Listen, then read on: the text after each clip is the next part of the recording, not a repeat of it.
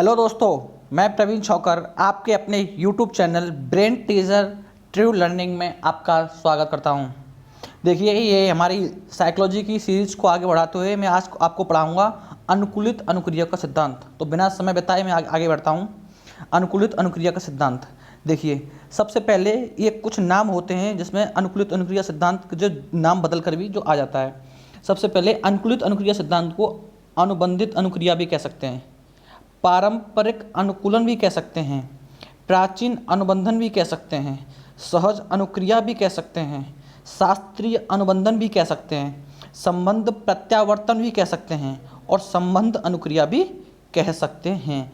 तो देखिए, ये सभी नाम हैं, ये किसी भी नाम से आ सकता है, इसलिए इसको एक बार देख लें, अपनी कॉपी में इसको नोट कर लें। ठीक है, देखिए ये जो था, ये हमारे रूस के जो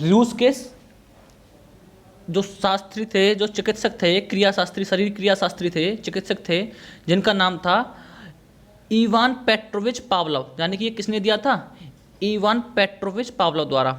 इन्होंने क्या है 1904 में यह प्रयोग किया था और इनको 1904 में ही इन्हें चिकित्सा के क्षेत्र में नोबेल पुरस्कार भी मिला था। ध्यान रखना, 1904 में ही इन्होंने ये प्रयोग किया था और 1904 में ये इनको किया, ये चिकित्सा के क्षेत्र में उन्हें नोबेल पुरस्कार मिला था। चिकित्सा के क्षेत्र में इन्होंने पाचन क्रिया के क्षेत्र में कुछ शोध किए थे, उस शोध के लिए ही इनको क्या है, इन्हें नोबेल पुरस्कार दिया गया था। ठीक है, और ये कहाँ के थे? ध्यान रखना, ये पावलोव जो थे ये रूस के थे। ये रूस के क्या है, रूस के शरीर क्रियाशास्त्री थे, जिन्हें आप क्या चिकित्सक भी आप बोल सकते हैं। तो क्या था कि पावलोव ने कुत्ते पर प्रयोग करते समय मूल रूप से पावलोव ने कुत्ते पर प्रयोग करते समय मूल रूप से उसे किसी अस्वाभाविक एक मिनट रुकिए, हाँ जी,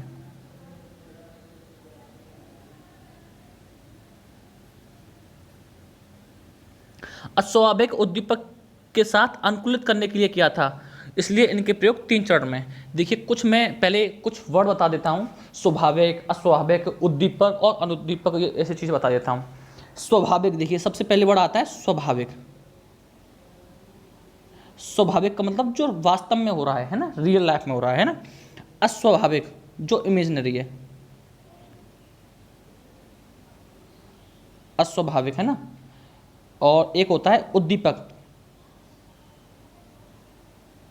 उद्दीपक का मतलब होता है कोई ऐसी चीज जिसको देखकर कोई हम क्या है, कोई क्रिया करते हैं, हमारे शरीर में स्वतः कोई क्रिया हो जाती है। जैसे किसी फिल्म स्टार को देखकर हमारे मन में उत्सुकता आ जाना, तो क्या है, हमारे लिए वो जो फिल्म स्टार है वो क्या है, उद्दीपक का काम करेगा। जैसे मिठाई को देखकर हमारे जीभ में लार आना, तो यानी कि जो मिठाई क्या है, उद्दीपक है। जैसे बंदूक को देखकर या बॉम्ब को देखकर हमारे अंदर डर का भाव उत्पन्न हो जाना, तो यानी कि बंदूक डर क्या है, वहाँ पर उस टाइम पे उद्दीपक है। यानी कोई भी ऐसी चीज़ जिसको देखते ही हमारे शरीर में कोई ऐसे भाव उत्पन्न हो जाते हैं ऑटोमेटिकली, यानी कि स्वच्छ क्रिया से जो कि अलग होते हैं, वह उद्दीपक कहलाता है। तो पावलोव ने किस लिए किया था ये, कि पावलोव ने ये सिद्धांत करके दिखाया तक किसी चीज़ को अस्वाभाविक उद्दीपक के, यानी कि जो वास्तव में नहीं है, उसके साथ कैसे अनुकूलित किया जा सकता है। और ये किस पे किया गया था? कुत्ते पे किया गया था 1904 में। देखिए, ये लिख लिए नोट में। पावलोव के प्रयोग एवं सिद्धांत को शिक्षा के क्षेत्र में स्थापित करने का श्रेय जो जाता है, किसको जाता है? लेस्टर एंडरसन को जाता है। यानी कि जो शिक्षा के क्षेत्र में जो इनको स्थापित करने का श्रेय जो पावलोव के सिद्धांत को किसको जाता है? लेस्टर एंडरसन को। ये इंपॉर्टेंट क्वेश्चन है, हमेशा पूछ लिया जाता है। देखिए, पहला चरण, 3 चरण थे, तो हम पहले चरण की बात कर रहे हैं। सबसे पहले चरण में क्या किया गया था इन्होंने, जैसा कि लिख रहा है इसमें, कि स्वाभाविक उद्दीपक दिया था। स्वाभाविक उद्दीपक यानी कि वास्तव में, यानी कि भोजन दिया गया था कुत्ते को, और स्वाभाविक की अनुक्रिया हुई थी लार खाना, यानी कि भोजन को देखकर लार खाना, यानी कि इसमें जो सब चीज़ रियल लाइफ में हुआ था, स्वाभाविक हुआ था, है ना। उन्होंने क्या किया था कि एक कुत्ता था, जैसे एक स्टैंड है, इसको एक स्टैंड मान लीजिए, इसको यहाँ पे, कुत्ते को यहाँ पे इस जगह पे बांध दिया, डॉगी को, और यहाँ पे क्या है, ये भोजन है। देखिए यहाँ पे ये जो क्या है, भोजन है। तो इसके सामने क्या है, ये भोजन को लाया, तो यानी कि ये क्या है, भोजन क्या है यहाँ पे, स्वाभाविक। देखिए ये वाला, ये भोजन क्या है, ये स्वाभाविक उद्दीपक है, यानी कि जो वास्तव में। तो यहाँ पे स्वाभाविक उद्दीपक क्या होगा, भोजन होगा। और स्वाभाविक अनुक्रिया उसकी हुई, यानी कि वास्तव में कुत्ते के क्या है, उस भोजन को देखकर लार का आना स्टार्ट हो गया। ये पहले चरण में हुआ था, जैसे मैंने यहाँ पे लिख भी दिया है कि स्वाभाविक उद्दीपक भोजन को देखकर स्वाभाविक अनुक्रिया लार का हुई, ये पहले चरण में हुआ था, है ना। फिर देखिए क्या हुआ, फिर दूसरा चरण आया। देखिए दूसरे चरण में क्या हुआ है, अनुकूलन पैदा करने के दौरान, अब इस टाइम पे हम अनुकूलन पैदा करना है। अनुकूलन क्या पैदा करना है कि अस्वाभाविक उद्दीपक के साथ स्वाभाविक क्रिया कराएंगे। देखिए यहाँ पे सबसे पहले क्या किया, अस्वाभाविक उद्दीपक रखा। अस्वाभाविक उद्दीपक है ये, देखिए ना, उद्दीपक है ये। अस्वाभाविक उद्दीपक क्या रखा हमने यहाँ पे, घंटी की आवाज़। सबसे पहले क्या है, घंटी की आवाज़।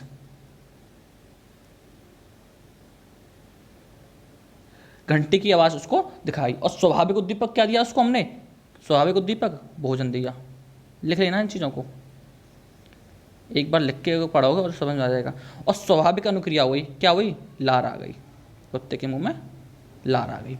देखिए क्या किया था, हुआ क्या था कि जैसे कुत्ता बंधा हुआ था, जैसे पूरी इमेजिनरी कर लीजिए, यहाँ पे बंधा हुआ था भोजन, तो सबसे पहले भोजन को न देकर सबसे पहले क्या है, वेल बजा दी, यहाँ पे घंटी बजाना स्टार्ट कर दिया। और घंटी बजाना स्टार्ट किया और उसके तुरंत 5 सेकंड बाद क्या है, भोजन दे दिया। उसके तुरंत 5 सेकंड, जो ज़्यादा से ज़्यादा टाइम कितना हो सकता है, जो घंटी बजाना और जो अस्वाभाविक उद्दीपक और स्वाभाविक उद्दीपक के बीच जो हाईएस्ट जो अंतराल हो सकता है वो कितना हो सकता है, 5 सेकंड। यानी कि ऐसा नहीं है कि घंटी अब बजाई और 1 घंटे के बाद भोजन आ रहा है, नहीं, 5 सेकंड के अंदर अंदर उसको भोजन को आप उसके सामने रखना पड़ेगा। तो पहले पावलोव जी क्या करते थे, कुत्ते के सामने घंटी बजा देते थे और उसी के 5 सेकंड के अंदर भोजन ला देते थे। तो फिर क्या है, कुत्ते को भोजन को देखकर तो लार आने लग गई, लेकिन स्टार्टिंग में उस घंटी को देखकर लार नहीं आने लगी। लेकिन यह क्रिया बार बार होती रही। तो एक स्थिति क्या है, केवल घंटी बजाने से ही, केवल क्या है, घंटी बजाने से ही उसके क्या है, लार का आना सिलसिला शुरू हो गया। केवल जैसे घंटी की आवाज़ सुनी उसने तो समझ जाता था कि हमारी घंटी की आवाज़ बज गई, अब तुरंत क्या है, भोजन आने वाला है। और क्या है, उसका स्वाभाविक उद्दीपक जाने की लार का आना स्टार्ट हो गया। तो देखिए यहाँ पे इस स्वाभाविक उद्दीपक की कोई जरूरत पड़ी, ये हट गया यहाँ से। केवल अस्वाभाविक उद्दीपक घंटी बजने से स्वाभाविक अनुक्रिया लार आना स्टार्ट हो गई। तो देखिए ये क्रिया बार बार करने से पावलोव जी ने एक चीज़ बताई थी, क्या बताया था पावलोव जी ने, क्या कहा था कि जब भी किसी प्राणी को अस्वाभाविक उद्दीपक के साथ अनुकूलन करना हो, क्या है, अस्वाभाविक उद्दीपक के साथ अनुकूलन करना हो, तो अस्वाभाविक उद्दीपक और उसके बाद स्वाभाविक उद्दीपक प्रस्तुत करना होता है। तो देखो हम यहीं पे कर रहे हैं, सबसे पहले अस्वाभाविक उद्दीपक घंटी दे रहे हैं, उसके बाद स्वाभाविक उद्दीपक भोजन दे रहे हैं, उसके बाद स्वाभाविक अनुक्रिया क्या हो रही है, लार आ रही है। तो ये चीज़ें हो रही है। तो सबसे पहले अस्वाभाविक उद्दीपक दें और उसके बाद स्वाभाविक उद्दीपक, क्योंकि ऐसा होता है ना, चीज़ें उसको ऐसी लगता है ना कुत्ते को, घंटी बजी है अब भोजन आएगा, उसके बाद तुरंत ला जाती है। लेकिन फिर अब क्या किया, एक स्थिति फिर तीसरे चरण में पहुँचती है हमें ना, अनुकूलन के बाद, यानी कि वो अनुकूलित हो गया है वो घंटी के साथ। अब घंटी के साथ क्या है, वो अनुकूलित हो गया है कि भाई घंटी के बाद तुरंत क्या है, भोजन आता है। अब देखिए अब क्या हो गया कि केवल घंटी बजाई और भोजन प्रस्तुत नहीं किया, और केवल घंटी से चरण में अनुकूलन हो चुका है, केवल घंटी बजाई और उसके बाद भोजन भी प्रस्तुत नहीं किया, उसके बाद कुत्ते का क्या हो गया, लार का आना स्टार्ट हो गया। देखिए मैंने लिखा है कि केवल अस्वाभाविक उद्दीपक यानी कि घंटी बजाई और उसके बाद अस्वाभाविक अनुक्रिया यानी कि क्या हो गई, उसके स्वाभाविक क्रिया, ठीक है, उसके बाद स्वाभाविक क्रिया आना स्टार्ट हो गई, क्या, लार का आना स्टार्ट हो गया, स्वाभाविक क्रिया हो गई, ठीक है। तो इस तरीके से क्या है, केवल बिना भोजन क्रिया के भी ये चीज़ें हमने उत्पन्न उसके अंदर कर दी। ये स्वाभाविक क्रिया है, इसको थोड़ा कर लेना सही है ना, स्वाभाविक क्रिया लार आने है गई, लार, ठीक है। ये अस्वाभाविक यानी कि अस्वाभाविक उद्दीपक हमने घंटी बजाई और स्वाभाविक क्रिया लार हमना आना स्टार्ट हो गई। तो देखिए पावलोव ने अपने प्रयोग के अंतिम चरण को पूरा करते हुए निष्कर्ष भी दे दिया था कि किसी भी प्राणी को किसी अस्वाभाविक उद्दीपक के साथ अनुकूलित कर दिया जाता है तो उसका प्रभाव भी स्वाभाविक उद्दीपक की तरह आने लगता है, और तथा इस प्रकार की क्रिया व्यक्ति के कार्यों में सरलता पैदा कर देती है।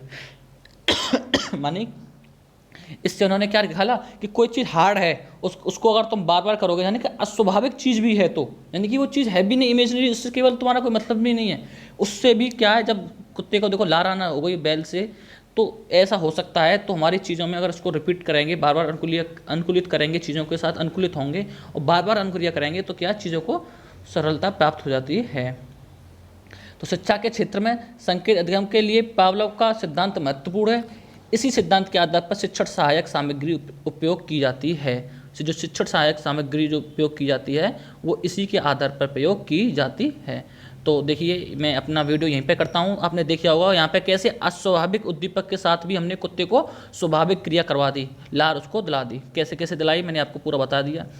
ये मेरा इंस्टाग्राम अकाउंट है। अगर किसी को कोई भी अगर दिक्कत आ रही है तो उसमें जाके मुझे मैसेज करें, मैं सबको रिप्लाई करूँगा। और वहाँ पे मैं यहाँ पे देखिए अपना फ़ोन नंबर तो नहीं दे सकता हूँ अभी, लेकिन वहाँ पे जाके कोई भी दिक्कत होगी आप मुझे वहाँ पे फ़ोटो भेजिए और मैं और भी चीज़ें बता दूँगा कैसे क्या करना है। मैं आपको ग्रुप में बनाऊँगा बहुत जल्दी, तो उसमें मुझे भेज दिएगा। ये प्रवीण शौकर मेरा इंस्टाग्राम पे फिलहाल इसी से काम चलाइए, मैसेज वहाँ पे भेज दीजिए, मैं फिर तुरंत आपको रिप्लाई करूँगा और जो भी चीज़ें होंगी उसको आपके लिए सरल बनाने की पूरी कोशिश करूँगा। अगर आपने हमारा चैनल सब्सक्राइब नहीं किया हो तो शेयर ज़रूर कीजिएगा, लाइक कीजिएगा, फॉलो भी कीजिए, कमेंट भी कीजिए और turn on bell notification. Thank you very much. आज के लिए इतना ही।